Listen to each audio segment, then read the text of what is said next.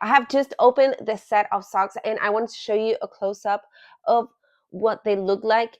Of course, the first thing that I saw is that they have the little ears and the cat face, which it's super cute, super fantastic. I also love that you have the paw drawing on the front and as well as the part under the paw over here. That makes it cute. That's just a little detail. And these are very comfortable. Difference from the other types that I've always had is that these have the heel incorporated. I don't know if you can see this little part over here. And so that the sock will not be moving everywhere.